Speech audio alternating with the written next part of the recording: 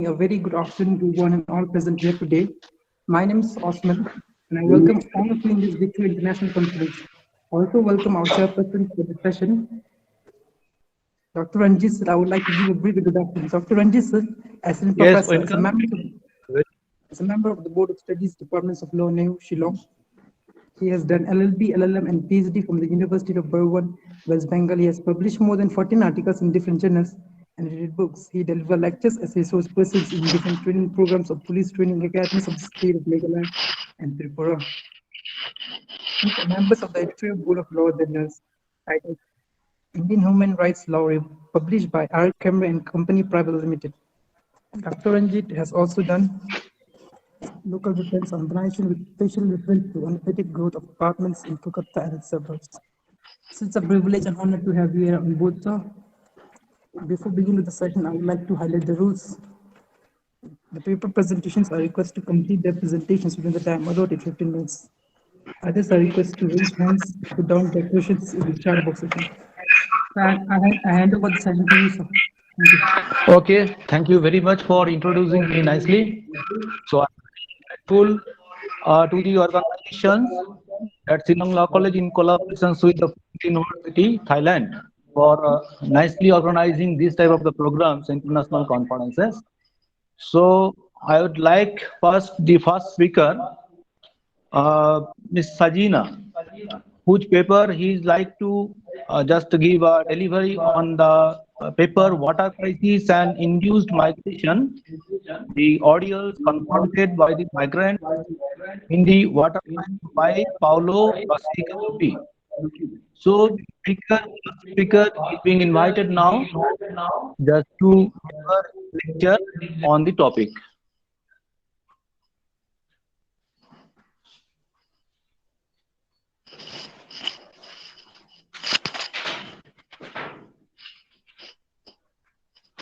Hello, am I audible? Yes, sir, Yes, you're sir, much you're audible. audible. Do you want us to introduce the participant for you, sir? Yes. Without wasting time, I would like to introduce the first participants as a speaker with Sajina on his topic water crisis and induced migration.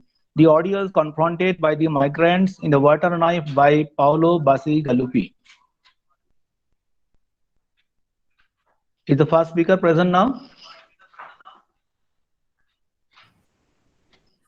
Sir, I think the speaker is not there. Sajina is not there. So in the meantime, our resource persons, Mr. Samuel Mondol is present here. So Yes, sir. may we allow him just to introduce?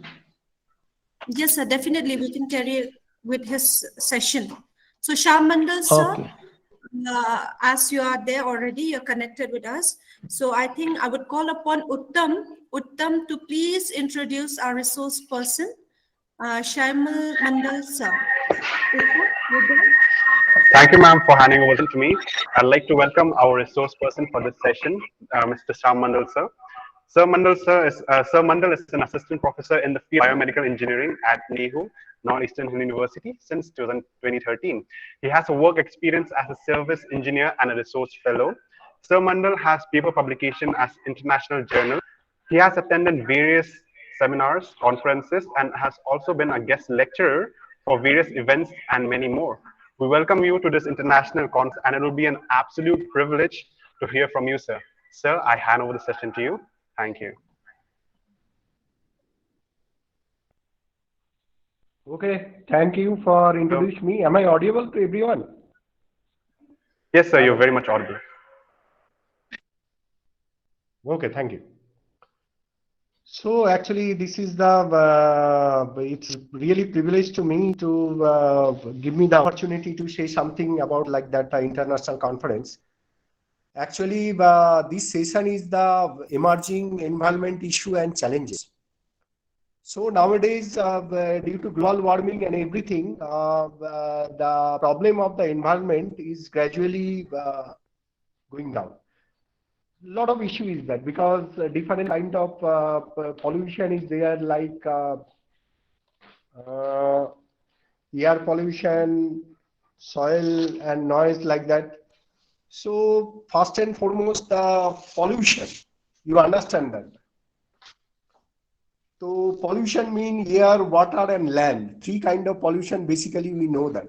But because of the biomedical engineer, I just want to say the hazardous things, because nowadays medical waste, due to a lot of medical waste is generated like blood, syringe and everything, whatever medically used, and how these medical waste are create problem in our society, and how organized way it can be dumped or put somewhere to not create any kind of infectious disease. Because whatever medical waste is, that problem is that they maybe spread some infectious disease.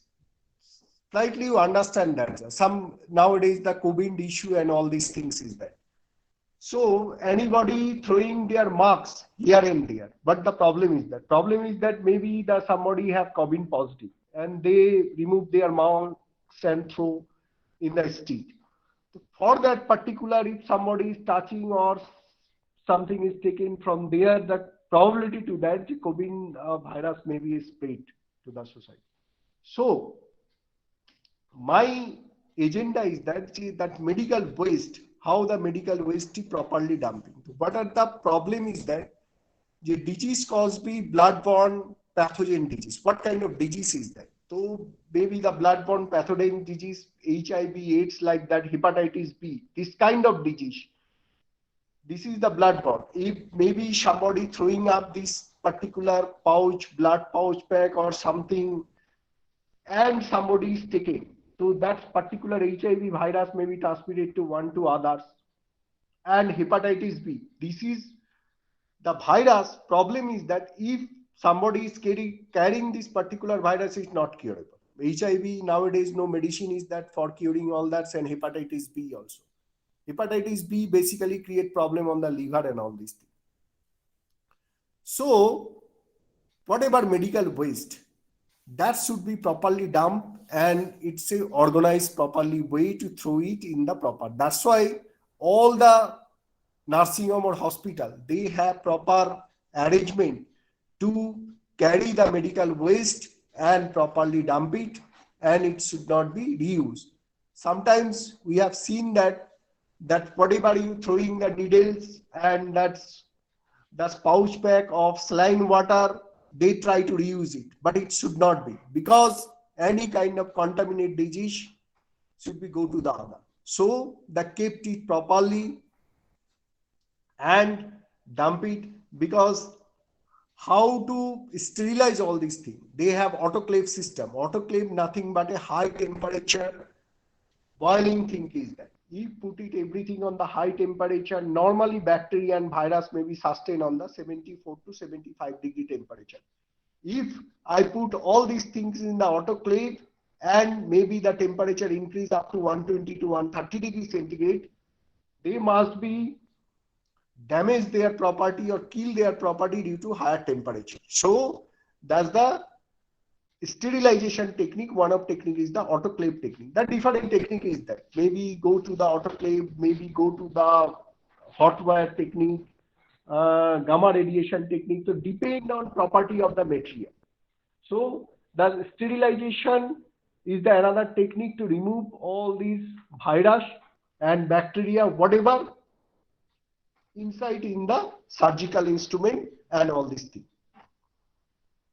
So our challenges is that the people should not throw anything, like sometimes cotton they are using, sometimes they taking the blood and cotton they are throwing here and there.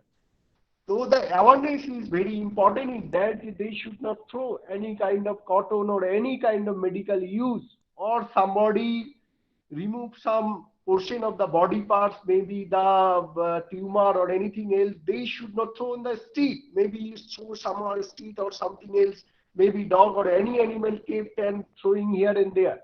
So that is very dangerous things.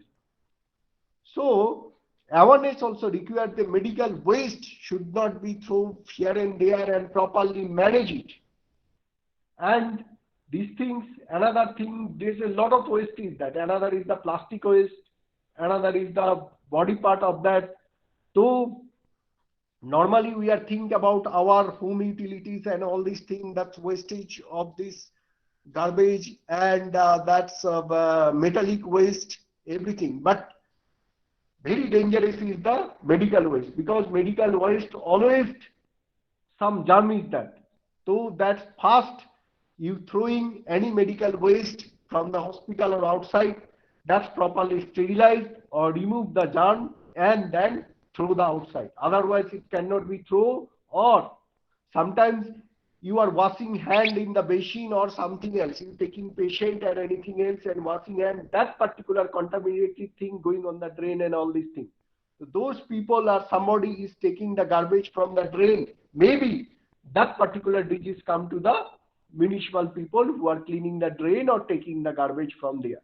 That's kind of awareness is required. They do not throw these things without sterilize or without these germification things and throw these things on the basin. So this kind of preparation is required, and I already said lot of medical waste is that, like blood pouch or flexible pathologic waste, infected medical waste, lot of things is that. So that should be properly arranged and kept it. Otherwise, the germ, whatever germ is showing, it's showing here and there. So that create also problem. And infection material like that, antibodies fluid with visible blood vessel, amniotic fluid, this kind of thing also create problem. Cerebrospinal fluid, when their doctor is taking, this should be properly throwing out. Pericardial fluid, peritoneal fluid, like that fluid they are taking, doctor sometimes for checking different kind of disease. Pleural fluid, saliva, dental processum, cement, vaginal serum, synovial fluid, like that. Lot of fluid doctors is taking, but after laboratory test and all these things, this particular fluid should be properly destroyed. Do not throw in the basin or somewhere else. In future, maybe it's create problem. So this thing should be keep in mind, and this thing and the other thing is that nowadays looking forward is that blood, because that blood pouch, that whatever blood, because whenever they're taking the blood in donation camp and everything, they are not properly tested. Maybe somebody have some disease, somebody have HIV, somebody have hepatitis B. They gradually they taking that their blood, and after when go to the blood bank, they are checking the which blood is good or which blood is some infected blood. Whatever infected blood is there, that particular blood is not throwing and in a natural way. It should be properly managed and damaged with scientific way. Otherwise, that particular disease spread in the society. So this is I'm not taking too much time, because other participants also waiting for that. My thing is that the pollution, apart from the natural pollution like air pollution, land pollution or sound pollution, the medical waste, that particular medical waste should be properly kept, and that much awareness is required. Whatever is taken care, maybe taking and cotton and they are throwing, don't throw in the dustbin, normal dustbin. First you put something alcohol or something there, you try to make it disinfected, then throw in the dustbin, or directly don't wash your hand on this basin or like that. That particular germ go to the drainage and municipality section, and that particular virus affect to the other. So this is my conclusion is that that awareness is required to medical waste should be properly kept and properly take care from the nursing home with proper arrangement and properly scientific way. That that germ should not go out. Maybe they first do the autoclave or anything else, whatever. That's thank you for giving me the opportunity. Thank you, sir. Thank you, Shamandal, sir, for giving such a good speech. Now I'll hand over the session to Mr. Ranjit, sir. Ranjit, over to you now, sir. Thank you. Very good afternoon. I am very delighted and happy to have such an invitation. I think myself privileged to be given the position as the chairperson of the session. That's why I'm just very thankful to the organization, Shillong Law College, NSS unit, and the Phuket University, Thailand, for hosting nice kind of program here, international conferences on the theme emerging environmental challenges and the issues. At the same time, I would like to extend my thanks to Mr. Samuel Mondal for elaborating one important pertinent issue, which is the public health issues that the state has a responsibility. At the same time, the people must be aware, and the hospital authorities how to deal with the medical waste. So medical waste are very, very important materials nowadays as the part of the environmental pollution, and which actually very recently during COVID period, we have learned how to maintain the health and hygiene. So it is an important part of public health laws and policies states should take the awareness. So with this, without wasting time, I would like to invite other speakers here. I think in this session, 4 speakers are here to participate by their deliberation. So I am inviting the first speaker, Ms. Sajina, whose paper is on Yes, water sir. crisis and induced migration, the audios confronted by the migrants in the water knife by Paolo Basigalupi. So the first speaker being invited to start his presentation.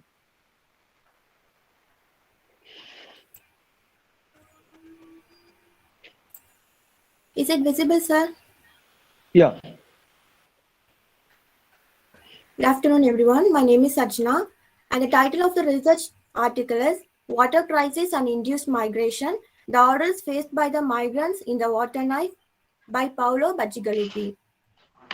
The research paper honing on the fine points behind the migration of the settlers, the orders faced by them in the settled land, and the climate change migration nexus is focused in accordance with the theory of migration. And Paolo Bacigalupi, he is an exemplary writer of American literature. He is widely known for his science fiction and fantasy novels, and he has been nominated for the Nebula Award for 3 times and Hugo Award for 4 times. And he has won the Theodore Sturgeon Memorial Award for his science fantasy novel, The Wind-Up Girl. The novel that is chosen for scrutinization is The Water Knife. And the leading characters include Angel, Maria, and Lucy. And it is a future-based novel. It is set in the main cities of America. And the seminal reasons behind the migration includes water scarcity, dust storms, drought, and famine. So the difference between immigrants and refugees. First of all, the migration means a process of leaving behind the homeland and get settled in an alien land. Immigrants are the people who willingly settle in an alien land, and refugees are the people who are forced to leave their homeland. The theory of migration, it was purely based on the laws of migration proposed by Ravenstein. So Ravenstein proposed this law in front of British Statistical Society in the year 1880. And the law includes that migration usually happens over short distances and step migration occurs. Rural people migrate more compared to that of town people, and females migrate more than males. And migrants are from agricultural areas, and they migrate from agricultural areas to industrial areas, and every migration have counter stream. So based on these laws, Lee proposed 4 concepts, that is factors that are related to the place of origin, factors that are related to the place of destination, intervening obstacles, and personal factors. So how this theory of migration is applied in the water knife. So the factors that force people to migrate. Water crisis in Texas is the main reason that forced people of Texas to migrate to Phoenix. Maria, she is a young refugee and she migrates to Phoenix, and the main reason is water scarcity that exists in Texas. And Lee is of the opinion that when people migrate, they lack prior knowledge concerning the area of destination. Here too, Maria don't have much knowledge or prior knowledge concerning the area of destination, The area of destination is Phoenix. So once she enters Phoenix, she understands that same situation or same water scarcity or water crisis is occurring in Phoenix too. So as a result of this water scarcity, political unrest occurs and ecological instability also occur in Phoenix.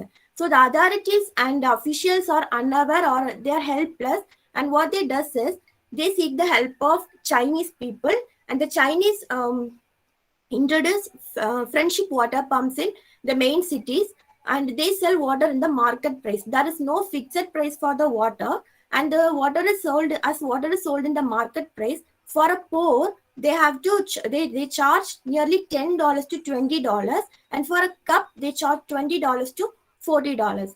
So now this Phoenix people also, they wanted to migrate to a better place, and they choose the place which is very neighboring city, that is Nevada.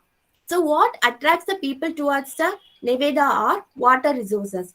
People plan to settle in Nevada due to the steady water supply, and in addition to this, archaeology were also built in the Nevada. Archaeology means the word archaeology is formed by blending architecture and ecology. So it was proposed by Paolo Soleri, and this was proposed in the year 1970. This is a undergoing project. Actually, this is undergoing in areas like Dubai and Arizona in America. Yet it is not completed. It's like a dream project.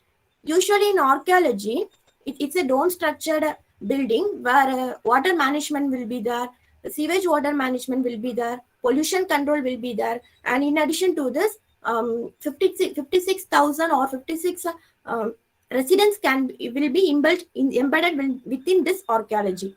So rich people, they invest dollars to get an apartment in this archaeology. So what are the intervening obstacles that is undergone by this Maria? So distance, and the distance between the Phoenix and Nevada is somewhat high, and she feels hard to cross the frontier because the frontier is guarded by soldiers as well as the augments. Augments is a bioengineered animals that is a mixture of human being and animals, and it is completely meant for military purpose. And in addition to this, safety is a big question mark for Maria, because Texans are usually considered as a untouchables or something. What to say? They are considered as someone they are worthless, and so safety is a big question for Maria. And in addition to this, personal factors, she lacks money. So in order to gain money, she works in a Chinese construction site, and that she has to pay high amount as rent. And second one is the urge to survive. The surveying for the next day itself is a great goal for Maria. And she also undergoes identity crisis in the Texas as well as in Phoenix, because in Phoenix usually they consider Texan refugees as bang girls and nailed girls. So these are the personal factors that is faced by Maria. And fortunately, she is able to get the water rights, and she sells it to Angel. He's a water knife. He's from Nevada, and he promises that he will help Maria to cross the border so that she will be happy in Nevada.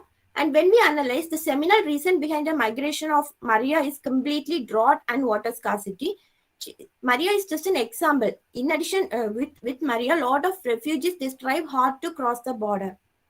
So to sum up, climate change is considered as a trivial issue by the people, which is going to backfire us soon. And essential action should be taken by the government to check the climate change and issues related to it. And young minds should be embedded with the notions that are related to the importance of preserving nature and environment. Proper usage of water resources should be encouraged, and projects that affect or destroy the environment should be curtailed. So we should be the one in saving the world from obliteration, and not the one among the people who abolishes the Mother Earth. Thank you.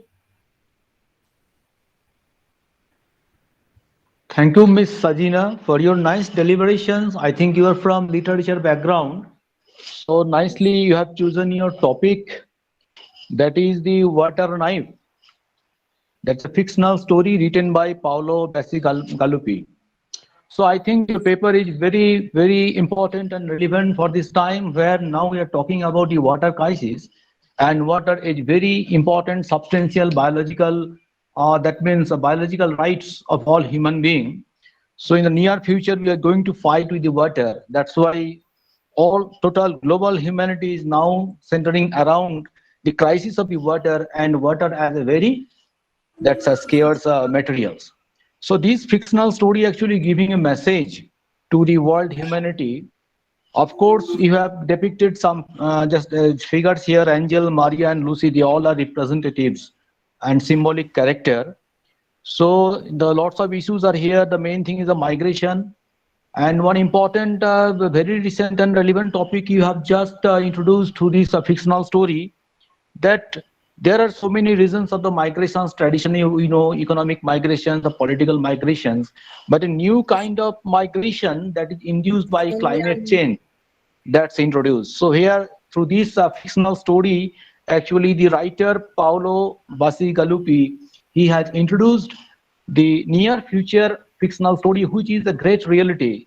And behind the scene, that the role of the corporate sectors, actually how the corporate bodies, they are influencing their goal, and whereby the government's role is becoming day by day just surrendered to the corporate bodies. So that's why the water knives, which is setting in the American Southwest at a time in the near future, when Britney Spears is toothless and old, the country is plagued by climatic calamities, and the Southwest's dwindling water supply is controlled by robber barons. As I have studied, as I got interest from your theme. So it's a very nice deliberations, Miss Sajina, with your topic, that water crisis, which gives a real message to the society, which is universal throughout the globe, because water is an important right. Next decades, we are going to fight all with the water crisis. So thank you. Now Thank you, with sir. this, I would like to invite the next second speaker. The second speaker, Dr. Meena Sharma. He is going to highlight his topic on water war, a reading of All Quiet in Bikaspuri by Sarnath Banerjee. So I would like the second speaker to start her presentation. Thank Dr. you, Meena sir. Sharma. Yes, thank you, sir. I would like to again highlight this topic of water scarcity, but bring into the context a graphic novel written by Sarnath Banerjee. And definitely, this novel is situated in the Indian context. So, global climate change has affected the present day environment and societies in different ways. The planet is now witnessing extreme forms of droughts, cyclones, floods, and erosions, resulting in loss of livelihood. Thus, the impact of climate change and the urgency for climate research is a major focus in the 21st century. While research on climate change focuses on scientific inquiry, the imaginative processes is equally fundamental in engaging with climate change. In this context, the discipline of literary studies and cultural texts like novels, poems, and plays enable a writer to deal with a network of ideas embracing history, science, politics, and culture, which have an enormous effect on the way we understand climate change. Thus, this paper attempts to read one such literary text, a graphic novel, All Quiet in Bikaspuri, published in 2015 by Sarnath Banerjee. Now, a graphic novel is more like a comic, but it is written in a more serious tone than a comic. And just like a comic, it has a lot of illustrations, paintings, drawings, use of color, which sends across a message, and it is more targeted towards an adult audience. And most of the graphic novels always are seen to focus on environmental issues. And this particular novel deals with acute water shortage in Delhi. Now, water shortage or crisis is not an uncommon phenomenon in present-day Indian scenario. Every year, states across India witness episodes of water scarcity and incidents of violence over access to water, have become more common. And commenting on climate change and its impact, Adam Trexler observes flooding, drought, and water shortage will lead to mass migration and regional conflict. And Sarnath Banerjee's novel vividly depicts this aspect of a very vital natural resource and the constantly looming threat of water crisis, which brings people on the verge of a war, as depicted in the novel. In this context, talking about the centrality of water in the lives of people, and especially in the novel, the novelist Banerjee, while responding to a question, he mentions the acute water shortage in Delhi in 1980s and 90s. He mentions that water would be provided for a few hours and lives of people was centered around storage and management of water. This is depicted in the beginning of the novel as we see people waking up in the night to switch on their booster pumps, and in the evening they let go of their social plans if it clashed with water timings. Banerjee says that it was like having a small baby. Collecting water was a sacred ritual, and people's lives, moods, and happiness centered around it. This also hints at the therapeutic value of the chore of collecting water, which gave purpose and meaning to the existence of some people, especially the elderly, the retired people, and also taught the youth to be responsible. In fact, Sarnath calls this whole process a secular ritual. But the situation that is depicted in the novel is different, as it assumes a serious dimension and is aggravated by the inequality in society. The novel is set in a dystopian future and predicts the serious water wars in Delhi. The concerns of the middle class is a constant subject in Sarnath's novel, and this novel also depicts the woes of mismanagement of resources and ill planning and its impact on the poor. The story begins in Tambalpur, an industrial township which is rich in copper, and it is basically greed and privatization of the copper industry in Tambalpur, because of which the town becomes poor, its economy dwindles, and Girish, who is the protagonist, he's a plumber, he's forced to move to Delhi. His instance, again, is not an instance of migration due to water crisis, but because of privatization and its impact on the poor. But he's an instance of the millions of migrants who move to the metropolis in search of a livelihood. In Delhi, he's hired by another entrepreneur, and he is asked to drill below the ground to locate the Saraswati River, which is a body of water, as we know, mentioned in the ancient Sanskrit Vedas, but which does not exist. The novel gradually follows the story of Girish, who undertakes this journey, which is a vertical journey into the search of the mythical river. It is the only source that can put an end to the bloody water wars in Delhi, where localities and neighborhoods fight against each other.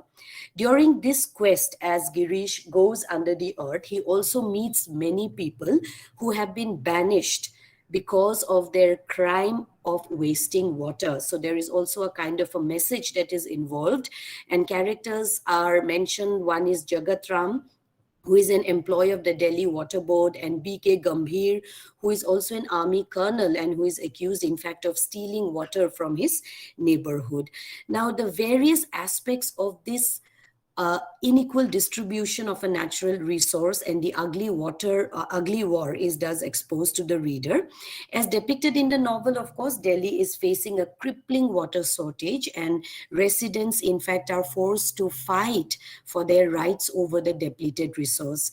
And it is hoped that the river Saraswati would bring an end to the ongoing water crisis and violence in the city. Now, water crisis can also be seen as an issue of governance, while it is also related to the lack of resource availability. And Sarnath's book basically points out to this act of governance and mismanagement.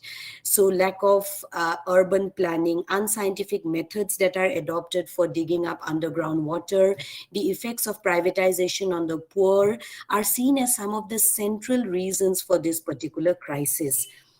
Moreover, as Delhi begins to crave for water, it is parched and it is gasping for water.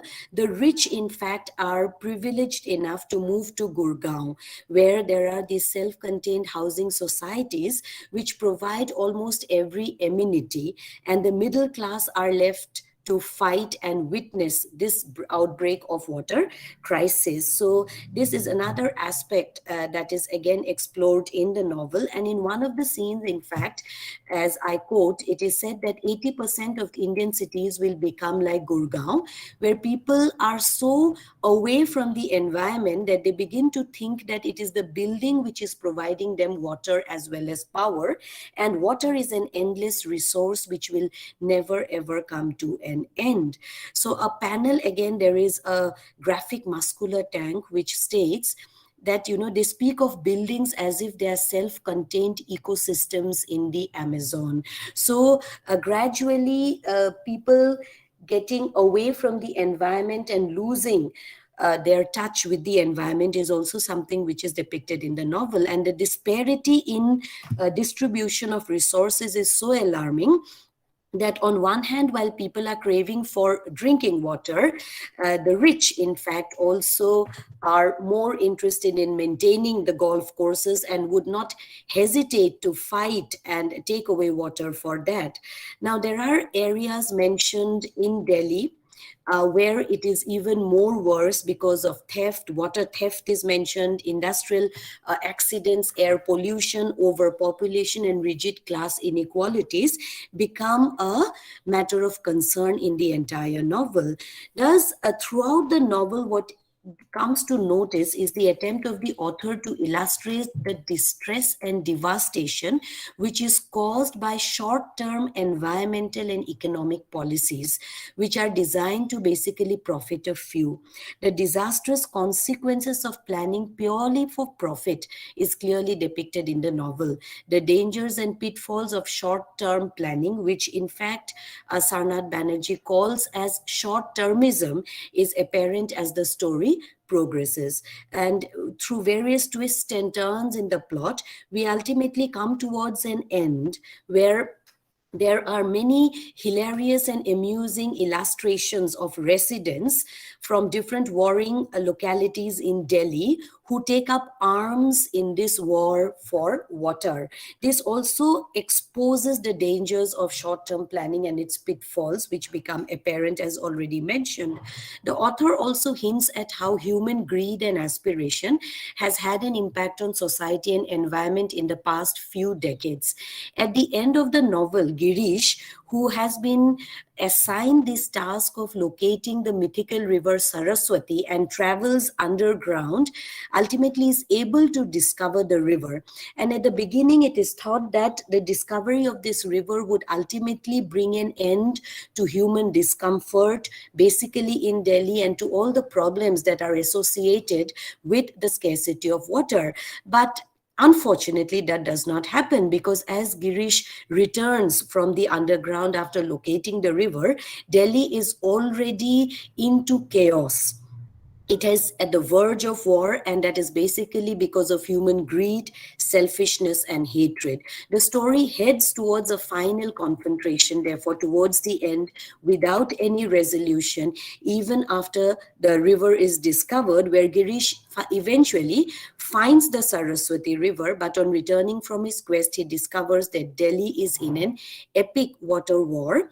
And the entrepreneur who assigned him this task, that is Rastogi, he basically turns out to be a businessman who in fact is planning to build more flats, more housing societies, and profit out of this river, which is maybe unearthed by Girish.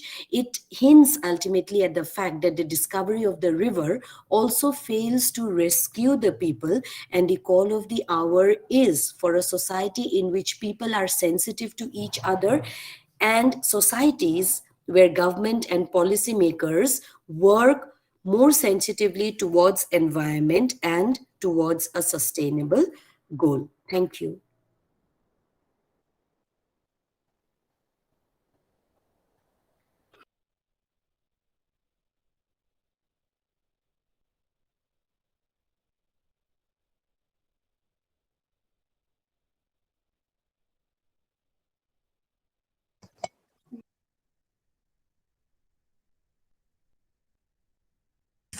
Sorry to interrupt, sir. Ranjit sir, please unmute yourself. Oh, sorry. So thank you, Dr. Meena Sharma, for nicely introducing and articulating the things in a nice manner, in a comprehensive way through this literary work of Sarnath Banerjee, which is just surrounding the Delhi events of water crisis and ill planning and mismanagement. So this is the modern crisis of the urbanizations everywhere. As we know, the urbanizations mostly in our country started from Delhi. So this happened in Delhi, and now this is the pan-India pictures of the urbanization. Water is very precious resource for all world humanity. But now we are facing that crisis because of ill planning and mismanagement. Of course, government has a role to manage it properly, otherwise the near future generations having grave problem of water scarcity. And in the meantime, the greed of humanity and the privatization, uncontrolled privatization, having deep impact upon the water crisis. So in this literary work, actually the river Saraswati has been mentioned. You know, the Ganga, Jamuna, Saraswati, these three rivers are very pious sources of water. Not only water, human habitations and human civilization is contained by the cultural impact of these three rivers. And now central government is focusing on rejuvenating and rehabilitating the degrading conditions of Saraswati River. So thank you very much for introducing through your this literary work a serious threat before us, that is water crisis and water war. So thank you again for nicely articulating the things through your research article work. Now I would like to invite the next speaker, that is third speaker, Manpreet Singh, to just give his presentation. Topic is crop diversification is the remedy to paddy stubble crisis and experience of Punjab's stubble burning problem. So you are now free to give your presentation.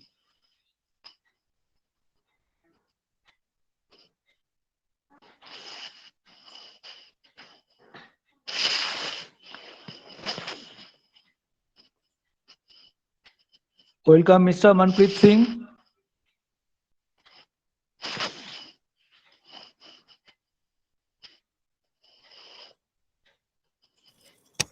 Thank you, sir. Welcome. Yes. Am I audible to you? Yeah. Okay. Good afternoon, everyone. So I want to share my screen with you to discuss my topic.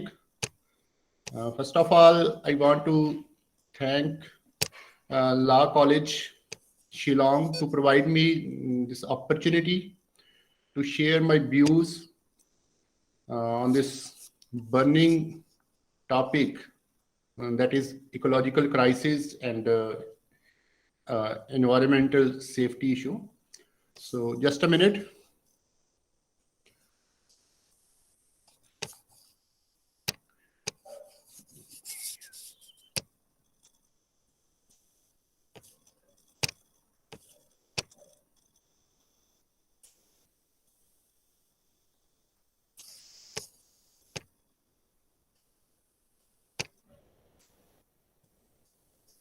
I'm sorry, I am not able to share my screen.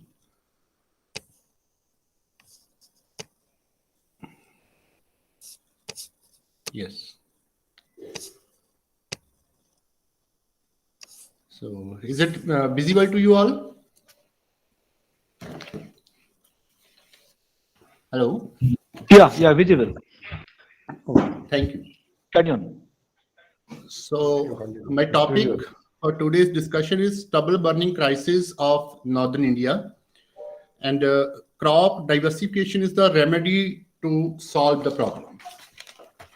So before introducing my topic, I want to say one thing, that the problem of ecological crisis, and to solve this problem, what my study want to assert and to say that the ecological and environmental problems are very much rooted in our way of livelihood and agricultural and production practices.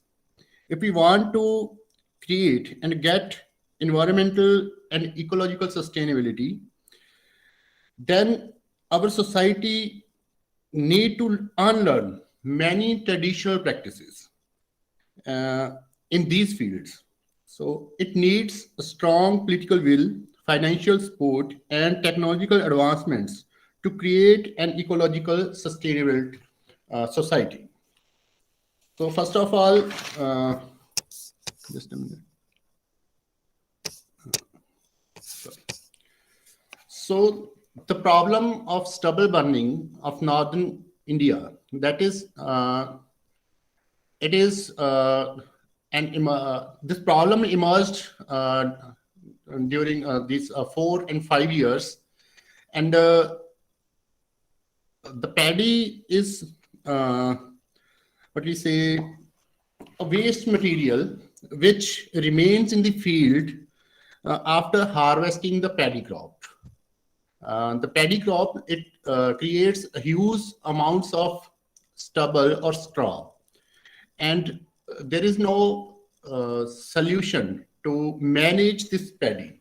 So the peasants, farmers, they used to burn this stubble in the fields.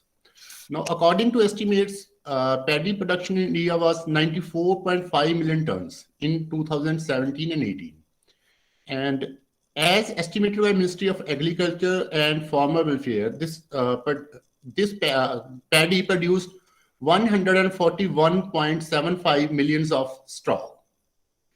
About 40 million of paddy straw is donated in the northwest India, of which Uttar Pradesh, Punjab, Haryana are the major contributors.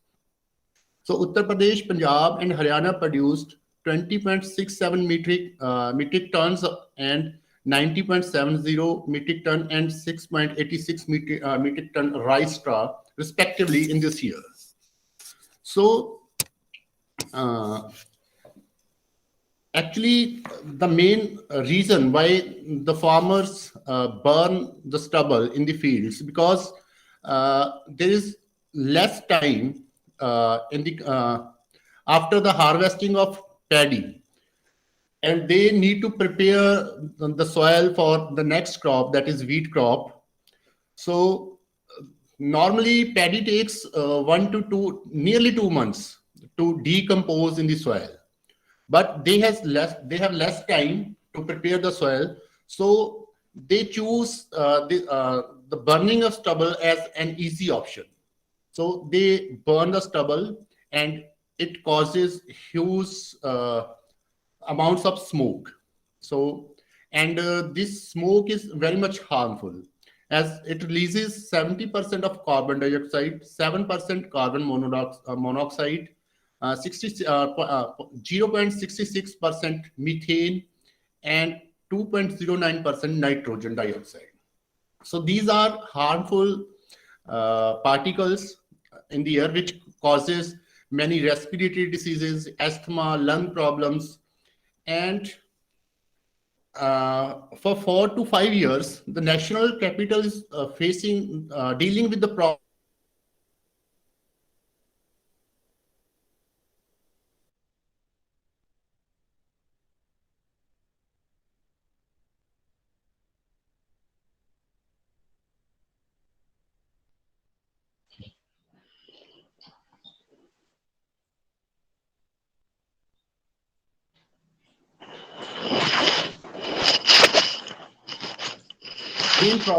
Main cause of this smoke formation is the burning of stubble. So, and as I told you, that the reasons of stubble burning, basically short time duration between paddy harvest and wheat sowing, and the second reason is that there's lack of proper mechanism and technology to manage the paddy stubble, as it needs tractors, happy seeders, and other technological or mechanical things to manage or to transport the paddy to the industry or other places where it can be managed. And all these things, they need what we say, money. And I mean that economic reasons are also behind this problem. Then as the farmer choose to burn the stubble in the fields, due to this, this problem has been emerged. And when the problem grew, then the Supreme Court and the National Green Tribunal of India, they took cognizance of this problem. They instructed the central government and state governments to stop this practice. So what the governments did, they resorted to punitive measures and fines to stop this practice. But as this is very much huge problem and proper mechanism, financial aid and other things are needed. So the farmers were not agree to stop this practice.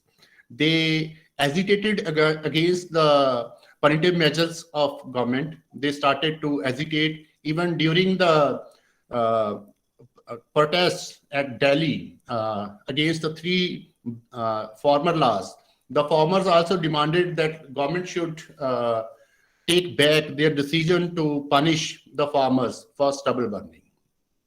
So they demanded that if we want to manage the problem, then we need technology, machinery, and financial aid. So with this, when the Supreme Court and National Green Tribunal, they also instructed or even criticized the central government that they are only resorting to punitive measures and not providing the technology and financial aid to the farmers. So government started to take steps in this direction, but they were insufficient and the practice is still going on.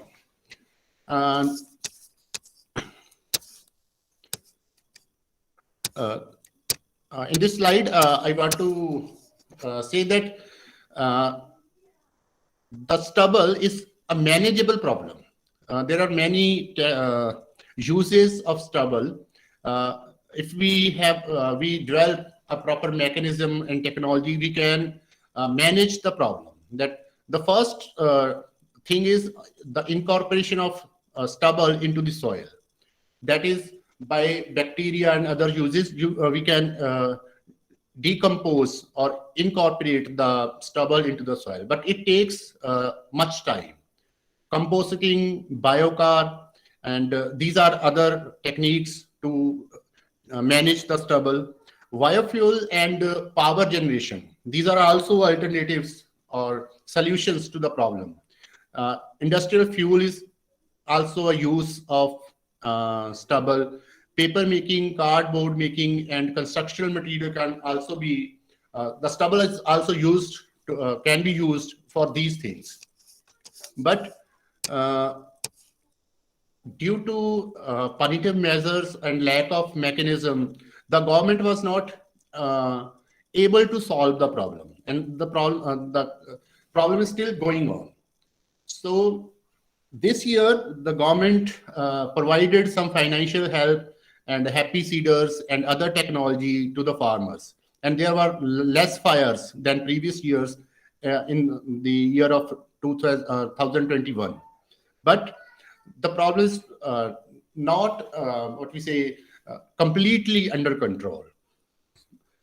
And what I want to say, or my paper want to say, that if we create a proper mechanism and provide financial help to the farmers, we will be able to manage the problem of stubble burning. But there is another related problem, that is the water crisis. As paddy consumes a vast amount of water, and it is creating a water crisis in these states. The northern states of Punjab and Haryana, which grow large amounts of paddy, together will take out roughly 48 million cubic meters of groundwater a year, which is not much less than India's overall annual municipal water requirement of 56 BCM. As a result, groundwater levels in these states are dropping rapidly. Punjab is expected to run out of groundwater in 20 to 25 years from 2019. So, according to an official estimate, the experts are saying that in 20 to 25 years, Punjab will become a desert like Rajasthan. So we can look that in 1961 there was 7,445 tube wells in Punjab, but now there are 1.5 million tube wells in 2021.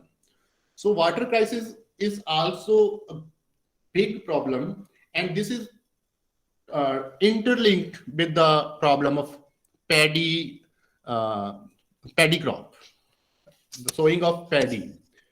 And what my study want to say that if we adopt a crop diversification scheme, then we can control both these problems, as paddy is not a natural crop for Punjab and Haryana. The cultivation of paddy in these states had been started after government launched the Green Revolution and farmers started farming only for market purposes. Now the government ensures MSP and comparatively high prices for paddy. That's why the farmers choose to grow or sow paddy in their fields. If government will provide MSP and relatively high prices for other crops like corn, cereals, cotton, maize, and vegetables, then the farmer could begin to cultivate these crops. And if this thing is achieved, then the problem will be solved. As if there is less paddy cultivation, then less amount of stubble or straw is there, and then farmer can manage that less amount in the fields, and they have no need to burn this stubble into the fields. And if they start to harvest other crops like corn or cereals or other things, then these crops are less water consuming. So the problem of water crisis will also be solved by this step. So even the experts, agriculture experts and scientists, they also arguing or demanding that government should adopt a policy of crop diversification if we want to solve the water and paddy stubble burning crisis of northern India. So in the end, what I want to say that, as I said, that if we want to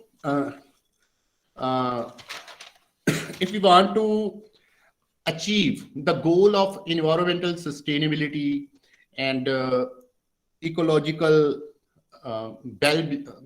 wellness, then we need to unlearn many practices, as the crisis, the ecological and environmental crisis is deeply rooted in our patterns or our practices of livelihood, our patterns of agriculture and industrial production. So if we want to change, or if we want to achieve the goal of ecological sustainability, then we need to unlearn many practices which we are doing. And for this, we need a strong political will, financial support, and technological advancement. So that is my paper or my argument. Thanks to all for listening to me. Thank you. Thank you, Dr. Manpreet Singh, for your nice, precise, and comprehensive or holistic presentation of your topic. I am very much overwhelmed because you have given at the same time the most relevant current issues of that paddy stuff burning in the northern India, which very recently came into the news highlights. At the same time, you have highlighted the environmental or ecological crisis through these traditional practices. But at the same time, you have given a lots of solutions for that.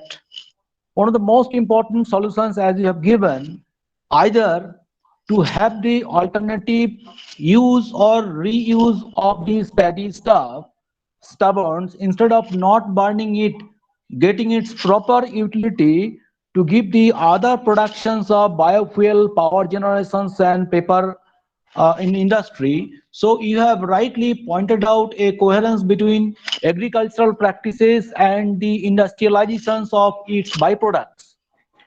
Another thing at the same time you have highlighted that a crop diversifications may be the alternative to get rid of such kind of ecological and environmental crisis to maintain the ecological sustainability. But at the same time, you have interconnected a problem of underground water depletions, water table depletions, because of the excessive use of the water needed for these paddy field cultivations. So your paper has rightly pointed out the problems, and you have given a right point of criticism to the government stand just to penalize the farmers practices, because farmers are our backbone. Farming and agriculture is our basic economy for our Indian philosophy. So instead of giving a penal sanction to the farmers, I think immediately the government, with good political goodwill and financial backup, they should think with all these alternative suggestions and solutions as you have given. So really, I am very much delighted to have these paper presentations in a precise manner. Nicely, you have articulated the problems and you have given the solutions also. So rest of the things depends upon the agricultural expert, the scientific experts, who in collaborations with the government may think on this pertinent issue. So it's a good paper, I think. So I am inviting. Manpreet, I just have some suggestion for that. I just listen your paper thoroughly, Yes, and sir. two things I just want to mention as a technical person. You give good two suggestion of that, say how to reduce the smoke and the pollution control and all these things. That's how, and all these things can go for paper industry and all these things. And another issue is that whenever you rise the water crisis, it's really it's a nowadays it's a really good agenda for that, because cultivation is going on from the groundwater. Yes. But in giving the solution, you can reduce the paddy production to giving the high price for the farmer. But problem is that here, because if giving the high prices of the farmer, and maybe it increase the rice prices also. I just want to suggest that you have not mentioned the rainwater harvesting. If the because when it's raining, the water is lot of wasting, because if the water is the ground, it's evaporate and go to the sky. So if you try to rainwater harvesting, whoever the building and anything else nowadays, so some municipality, it's a mandatory to that roof water should be go to the ground. So if I do the recycling of that, we can little bit, I'm not saying that it's totally you can improve the groundwater, but little bit you can improve if the rainwater go to the ground, because it should be, if you mention the on the solution portion, the rainwater harvesting, so water level we can increase a little bit. It's my suggestion. Yes, sir. You're absolutely right, sir. And I forget to mention this thing that rain harvesting is a solution for water crisis. And the second thing which I forget to mention, that is we can shift the paddy cultivation to the northeastern states where Where the rain is more than that there. Yes, yes, sir. Yes. Thank you, sir. Thank you for your valuable suggestions. Thank you. So may I invite the next speaker?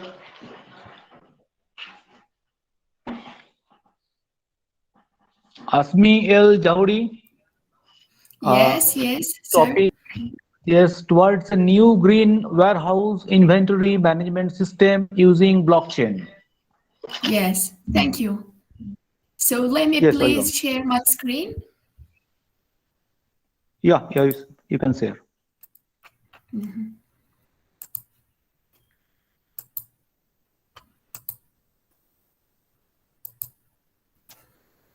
Could you see my screen? Sir? Yeah. Yes, Okay. continue. Yes, thank you. So good afternoon, everybody. My name is Esma El Jawhari. I'm a PhD student in the High School of Technology of Sidi Mohammed bin Abdullah University in Laboratory of Technologies and Industrial Services. And today, I would like to present about the new green warehouse inventory management system using blockchain.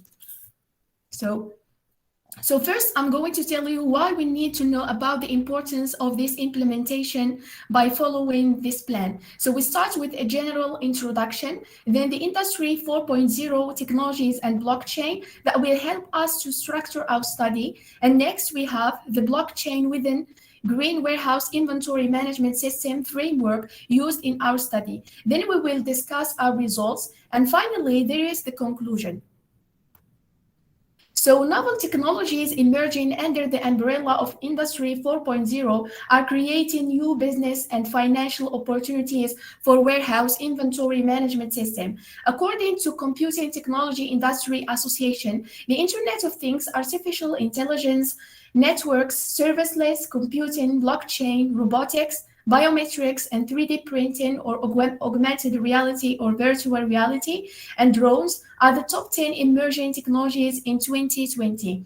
Although these technologies are Industry 4.0 processes enablers, some of them, blockchain, 6G network technologies, and wireless communication, are emerging and well-positioned for innovative business models.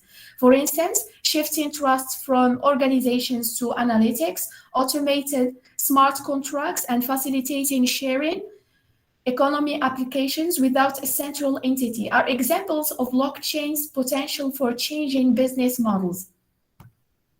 So Industry 4.0 is defined as a set of connected cyber-physical objects capable of using big data analytics within the manufacturing and production domains.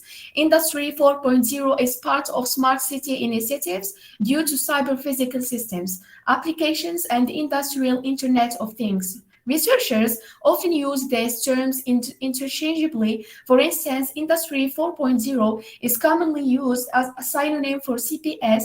Different characteristics have been assigned to Industry 4.0 with the aim of not only equipping manufacturing systems with advanced data acquisition technologies, but also value generation and services innovation. Short development time, mass customization, flexibility in product design and production, decentralization of production systems, and resource efficiency are among several capability goals of Industry 4.0. So this figure provides a brief description of several technological advancements that power Industry 4.0. So blockchain is now a term of mainstream technology, and it's very surprising that many didn't yet unlock the potential of this upcoming tech, especially in warehouse management digitalization movements. As per the annual reports of Manufactured Housing Institute in 2020, blockchain in supply chain is only 5%, but the projected growth can be up to 55% in the next 5 years. So a blockchain is a distributed data structure or a distributed ledger in which the data is shared on a peer-to-peer network. The network members or nodes communicate and validate the data following predefined protocol without a central authority. Distributed ledgers can be either decentralized, giving equal rights to all users, or centralized, providing specific users with special rights. This figure shows the evolution of computer networks from decentralized to decentralized and distributed systems. Blockchain is by nature a distributed ledger, since each node of the network has a copy of the ledger. Depending on the rights of the users, blockchain can be designed as a centralized or a decentralized ledger. If blockchain is designed such that the decision-making is shared among multiple users, it's decentralized. If one central entity is the primary decision maker, then it's centralized. So today's warehouse management has become too complex, spanning 1,000 stages or locations to manage the stock from. And as these issues are set, the producers are also involved with the price fluctuations, resources, fuel and freight costs, and political instability and rising customer demands. The unexpected delays and customer behavior swings and cost variations pressure the manufacturers to become more efficient at larger warehouses. In warehouse and stock management, it's high impossible to generate more revenue, but it's very much possible to reduce the costs. By replacing the rigid centralized supply chain with the decentralized structure, blockchain gives the power to track and record the movement of both goods and information to the entire value chain network. Using this in warehouse management systems, a proper infrastructure is given to develop the capacity to serialize the materials with tagging and record them in a platform that is shared in the network, and more, the ability to inspect this entire uninterrupted chain right from sourcing the raw material till finished good consumption, and maybe even the recycle and the reuse. So transaction in blockchain-powered supply chain can be the transactions of anything from physical assets to legal documents. They are encrypted and grouped together with other new records. Once they are validated, every transaction is time-stamped and added to the non-rewritable group of transactions in a chronological order. The Lightning Network is on the top of the blockchain, which allows a faster transaction process by usage of these payment channels. So blockchain undergoes several scalability issues such as communication malfunctions among users, data storage, and linear transaction record. The scalability issues originate from growing the number of transactions and difficulty of the consensus protocols. To address scalability issues, different scaling approaches have been developed in computer science literature. So the idea behind scalable networks is to enable information transfer among intermediaries without recording every transaction on the blockchain. Although blockchain has its share of criticism, it's gradually becoming integrated into the industry with new user applications continuously identified. Existing large technology companies are investing in this technology, and various efforts on developing socially open source platforms are underway. These activities exhibit blockchain technology potential and its integration with Industry 4.0. So this figure summarizes the capabilities and criticisms of blockchain and the current market situation. So this figure shows the integration of blockchain and other smart enabling technologies into multiple stages to make the processes more efficient and effective. So this framework consists of 4 stages: goals and scope definition, inventory analysis, impact assessments, and interpretation. Blockchain-based green warehouse inventory management systems use smart enabling technologies to achieve operational excellence at all the 4 stages. So assuming that a core sustainability objective is closing the product lifecycle, Industry 4.0 and blockchain technology can reduce barriers towards realizing this objective.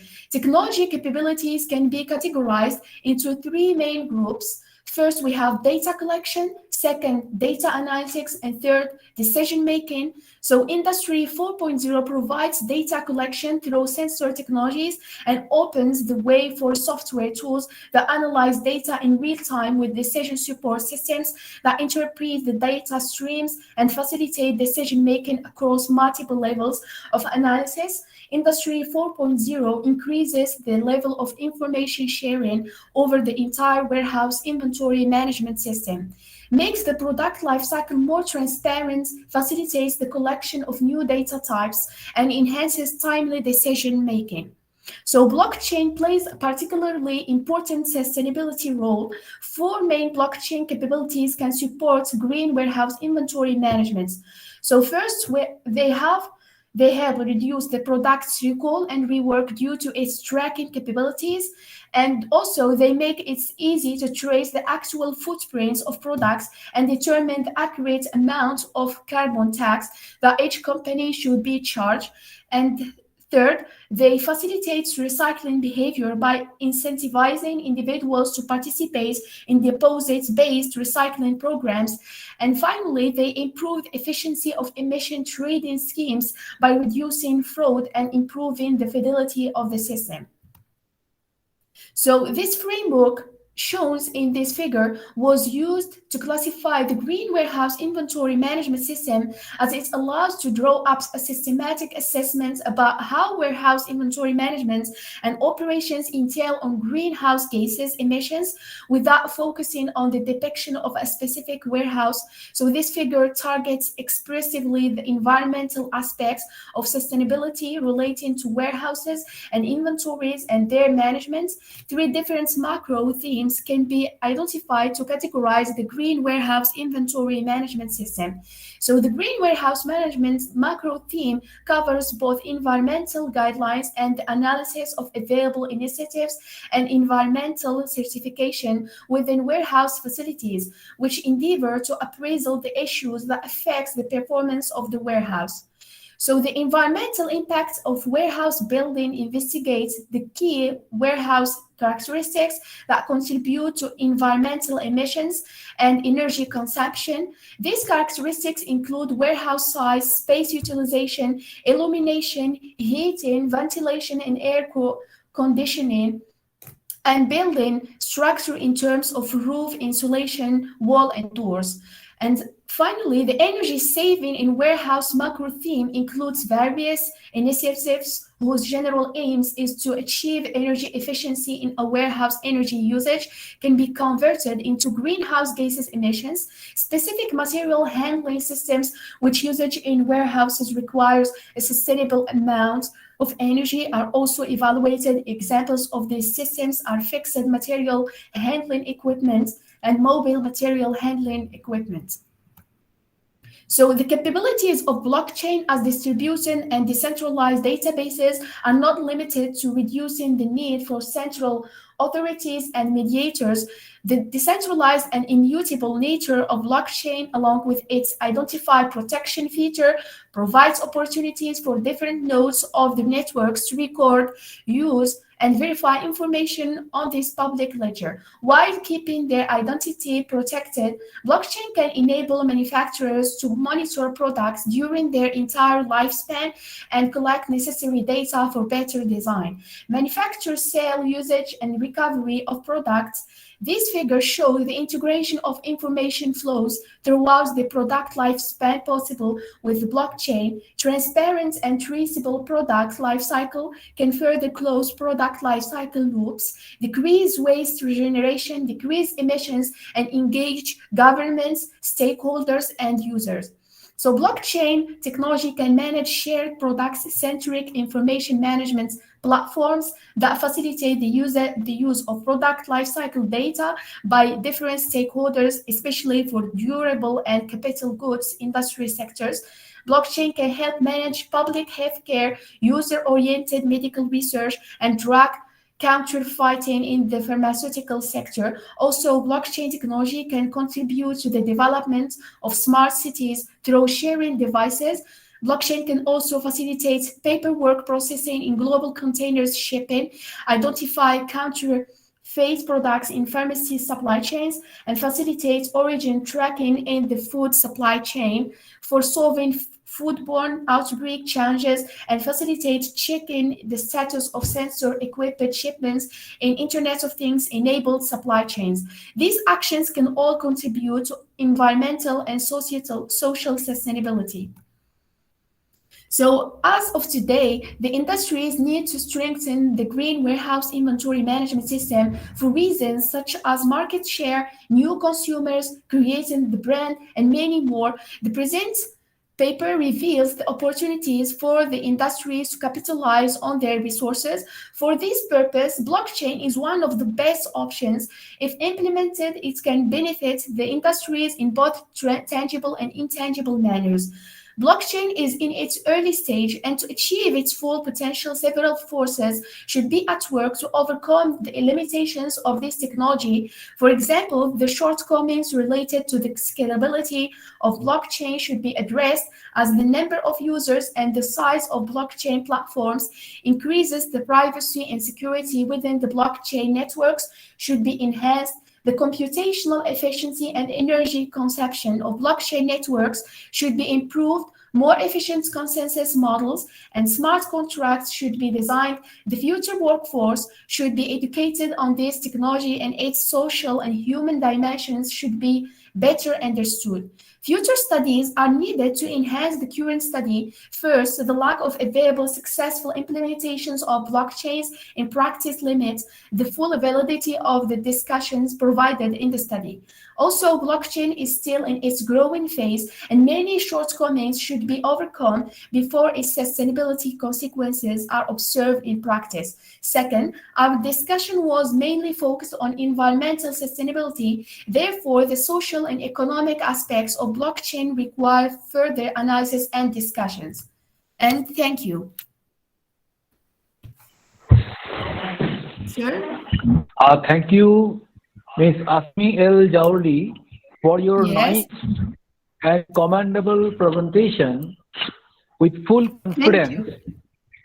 And Thank I you, am sir. not hesitations to declare that I am not the expert to judge this topic because I am not from science background. At least I am acquainted with the terminology, blockchain, artificial intelligence, machine learning, and no doubt Yes. we all, world humanity, are at the threshold of embracing this new emerging technology, artificial intelligence, machine learning, and the blockchain.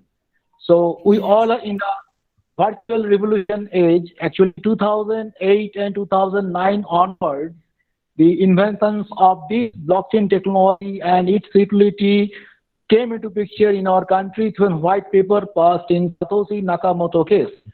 So far my knowledge is concerned, I with a limited understand that it is based on distributed ledger technology. It's a trust, just reliance on a trust kind of things in a trustless condition in this digital age. So your paper, I could not understand totally, but I am waiting if anyone expert can raise any questions to you for further clarification. I think so far my knowledge is concerned, your paper just giving an emphasis upon the utility point of view, how this technology, if it is used in this greenhouse warehouse in the inventory management, it will be helpful to the industry, giving an optimum output for energy conservation as to just reduce the greenhouse emission, all these things. So thank you for your nice commendable presentations. Once again now, if anyone just to ask any questions or any having query, may raise your hands.